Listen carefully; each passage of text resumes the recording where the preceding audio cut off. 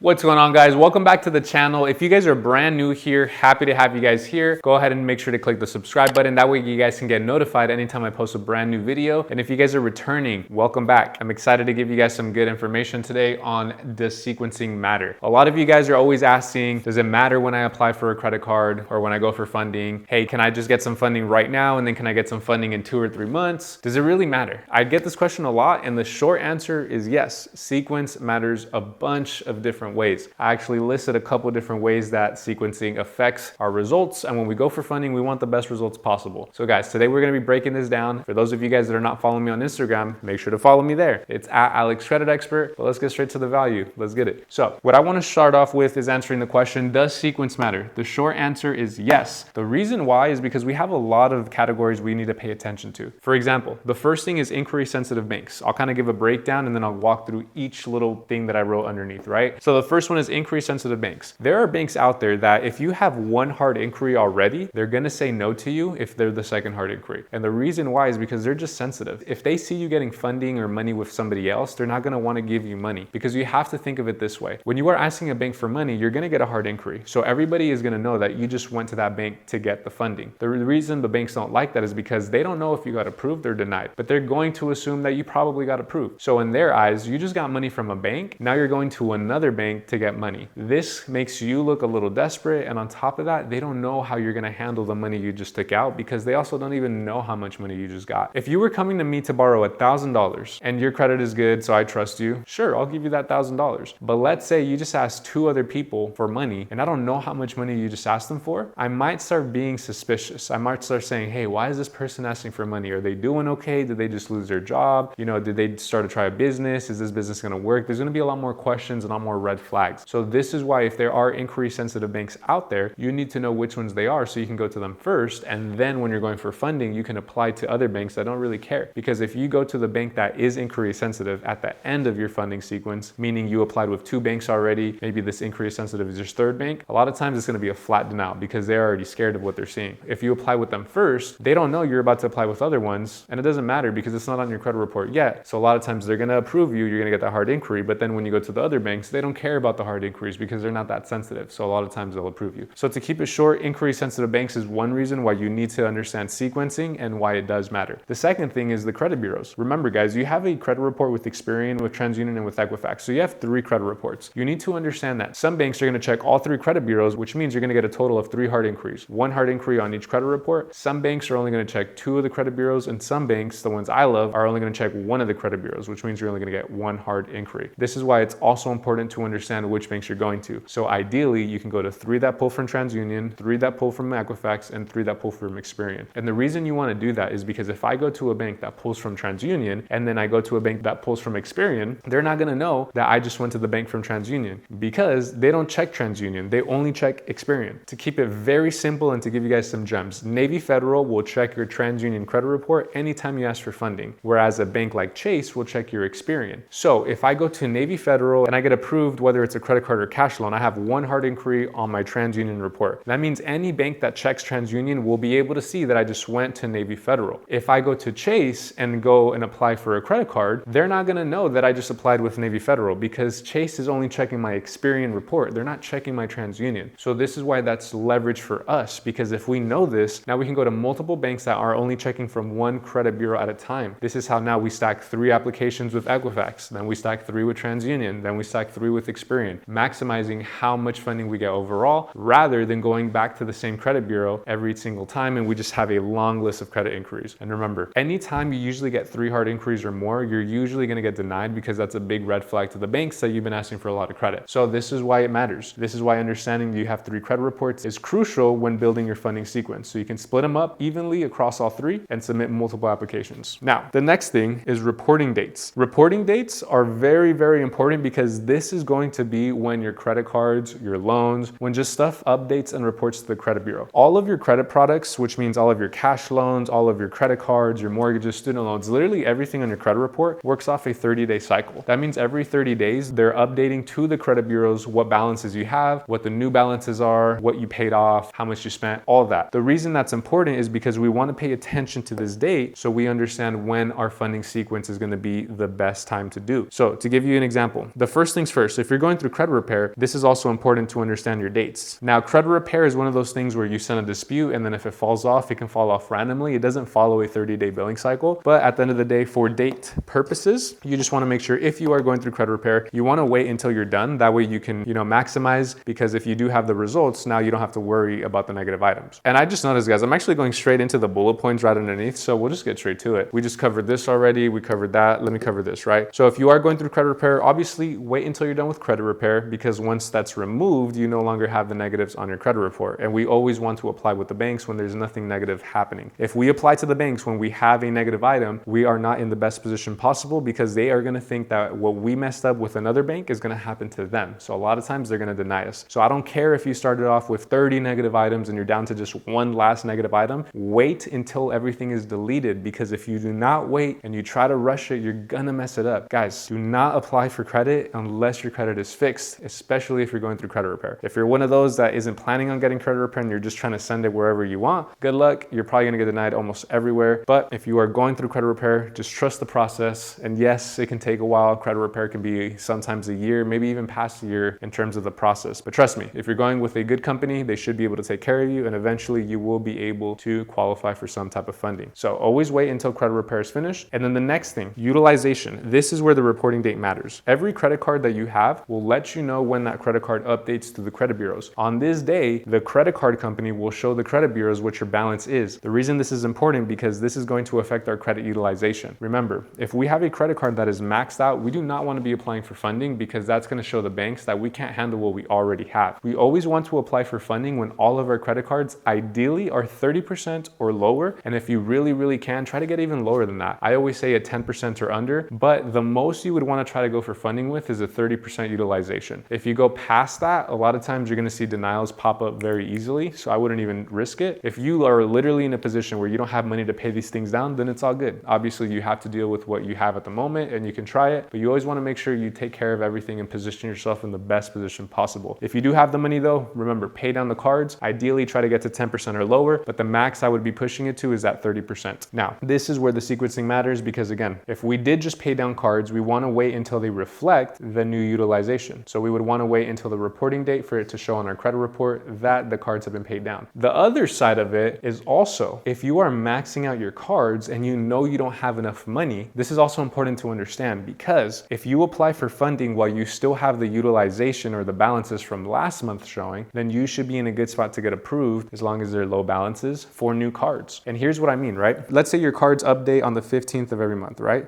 Let's say right now it's the 13th.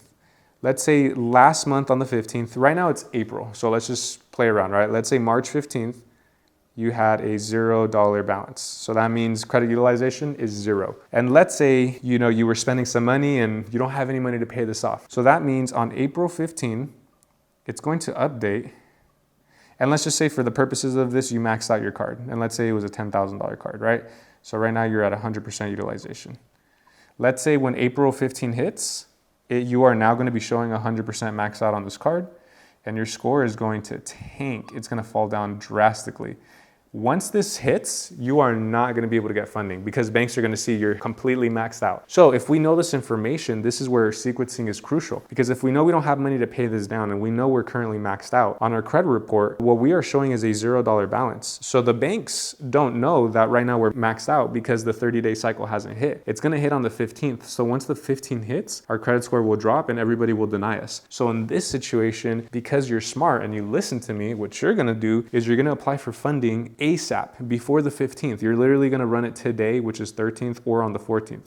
That way you can secure some extra funds and help you get more money. And hopefully this money, you use it the smart way and you're able to either maybe get a cash loan to pay this debt off, or you're able to take out some more funding to kind of help you with whatever is about to happen. But at the end of the day, remember, if you don't know sequencing, you wouldn't even know right now you're in a position. You'd probably be freaked out saying you're maxed out, no one's going to lend to you, or you wouldn't understand the importance of why you have to do it now. Maybe you're waiting to figure things out, but as soon as the 15 hits, you're screwed. And the only way you'll be ready for funding again is if you're able to to pay this stuff down. So this is how understanding sequencing and reporting dates can really help your situation, especially if you're waiting for a credit card to update that it's been paid down, or if you're showing a paid off card, but you know you're in a situation where it just got maxed out and you don't have money to pay it down. You need to go for the funding ASAP to secure as much as you can before it's too late. So that's another reason, right? Then we got the types of funding, guys. I already made a couple of videos on the different types of funding we have. We got business funding, and then we got personal funding. So the reason sequencing matters is because if you're trying to get the overall as much funding as possible, what you would actually want to do is you'd want to go for business funding first, because a lot of the business banks, we can actually delete the hard inquiries. If you're going to the right banks, these business products, which means the business credit cards, the business lines of credit, or the business loans, they will not be reporting on your personal credit report. All you'll get while going through business funding is hard inquiries when you're applying for these banks. But the great thing is that we can actually then go ahead and remove these hard inquiries, secure our business funding first. Let's say we get 100K in business funding, right? We can then wipe the inquiries, and now our credit file looks like we didn't get a single amount of business funding. It literally looks like we haven't asked anybody for money. So now what do? We can go to the personal banks and then get personal funding. And now we turn from somebody that got maybe, let's just say random numbers, right? 100K in business funding, and then plus, because we took a brand new profile, we got another 50K. Let's say you were successful in securing the 100K, maybe you come back after you're done with business funding and you try to get yourself some more personal funding, you might only get 20K or maybe nothing, because you also have a lot of hard inquiries that you just got yourself through the business funding round. So this is how we maximize everything, guys. And honestly, if you're getting 100K on the business side and then you're wiping inquiries, most likely you're gonna be able to get close to 100K again. So that 50K is more gonna be like 75K. So now you turn somebody 175K because they understand sequencing from somebody that maybe got only 120K or honestly only 100K. Because in this situation, when you're going for personal funding, you're already showing the banks all the hard inquiries you got from the business funding round. So this is where it's super important, guys. If you understand sequencing, you can run business funding, wipe inquiries, and run it back with personal funding. And then finally, guys, this is gonna be the most important factor. This is going to be new accounts. So if you are going for business funding, you don't really have to worry about this, especially if you're going to the right banks, because remember, when you get the new credit card, the new cash loan, the new line of credit on the business side, these will not pop up on your personal credit. So you don't have to worry about something new popping up on your personal credit. However, if you guys are doing a little bit of both, right? Maybe you're getting some personal loans, some cash loans, and you're doing it with business funding, this is where sequence really matters, because you need to be quick. What happens is, remember, if you're doing anything on the personal credit side, when you apply, you will get hard inquiry, okay? Hard inquiry is given same day you apply. And then what happens is anywhere from 2 to 30 days, the account will report. So what does this mean? This means when you go to a bank, let's say you continue to do funding and the account reported, right? The personal credit report will now show the new thing you just got, whether that's a credit card or whether that's a cash loan. So just to give you an example, right? Let's say we get 100K in cash loans, right? 100K. If we don't understand sequencing and we kind of drag things out, we kind of wait, let's say we go apply to another bank once the 100K is showing, a lot of times that bank is going to say no, or give us tiny limits. The reason why is because we're literally already showing that we're a little bit of a higher risk, because this has to be paid back. So if they know we just took out 100K, they're gonna give us less money, because maybe they still wanna take us on as a client, but they don't wanna give us as much as they would have if we never had this, because we're already showing new debt. So the person that can time things right, let's say we get the 100K, but we do everything quickly and we don't wait until this reports, we can go to that same bank, and now that bank, depending on what it is, what we're asking for, they could give us, another 50K. Or at bare minimum, an approval. Because they don't know we got 100K, it's hidden. So they think we're a brand new person looking for some funds, let's give this guy as much as he wants. But if we come when the 100K has already hit the report, now we look desperate. Now we're like, hey, you just got 100K, you want more? I'm gonna give you less, because I don't know what you're about to do with this 100K. I want to reduce my risk. So this is how, if we wait too long or we don't know the right sequence, new accounts pop up and then it ruins the funding sequence. And guys, I've literally been with people where, because of this is the risk you take when you do cash loans. Cash loans, most of the time they're supposed to take 30 days. Almost any credit product is supposed to take 30 days after you get it to report on the credit report. But a lot of times things change. Sometimes banks don't follow the rules, right? So they can report as soon as day 2, day 3. So this is why you have to be super quick. If you are doing your funding, sequence it correctly, know which bank you're going to for the cash loan, for the business card, whatever you're doing, and try to do everything same day or as quick as possible. Don't take little breaks, because trust me, every day matters when you're going through stuff like this. Literally had a client where we got a cash loan and we were not expecting it to hit next day. We were expecting to have at least 1 week so we could secure some more funding before this cash loan reported. And guys, it literally showed up the second day and it ruined it. It ruined it to the point where certain banks that we know should have approved them just because great relationship, great deposits, said no. So this is the difference of knowing this stuff and how new accounts can hurt the funding sequence. So guys, to summarize everything, this one was information packed. You have to understand there are inquiry sensitive banks out there. So when you're going for funding, make these first and make the non-inquiry sensitive banks last. One bank that is not inquiry sensitive is American Express. So usually you leave that bank until the end of your funding sequence. But anyways, the next thing you want to do is understand your 3 credit reports, Experian, TransUnion, and Equifax. Find out which banks are checking what so you can sequence it, do 3 from each credit bureau. And then you want to pay attention to the dates and the reporting dates. If you're going through credit repair, wait until you're done. Don't rush anything. If you rush it, you're going to get horrible results and you're going to be upset. The next thing, pay attention to the reporting date. If you have a maxed out card that you're paying down, wait until it shows that it's been paid off and then go for funding. If you're in a situation where you just got maxed out, but you're still showing strong credit because it hasn't updated yet, run funding ASAP before it's too late. And then remember guys, the type of funding you're doing. If you're going for business and personal funding, start on business first, wipe inquiries, then go to personal funding. Don't do personal funding first and then business funding, because if you do personal funding, you cannot delete those hard inquiries. So this is why the order matters. And then finally, new accounts, guys. This is huge. If you guys are doing business and personal funding, make sure that you line up everything perfectly, strategically, apply for funding same day for everything if you can. If not, just make sure you're back to back with everything, because as soon as these new accounts hit, if you are showing new accounts that you took out and new debt, the banks are going to seriously pull back. And if they do approve you, they're going to approve you for a little bit compared to what they would have if you were not showing new debts or new accounts. So guys, this is what you have to understand. Sequence, it does matters a ton. This is honestly the expertise you guys are paying for when you are working with a good funding company, because you have to look at everything. But guys, if you guys enjoyed today's video, make sure to hit the like button. Make sure to hit the subscribe button if you have not yet. That way you can get notified anytime I drop a new video. If you guys want more information, I have a free class every Sunday. That link will be down in the captions. And if you guys are interested in taking your credit understanding to that next level, I also have a 12-month program where I teach you personally how to make that happen. So with that being said, I hope you guys enjoyed today's video. And as always, see you guys soon.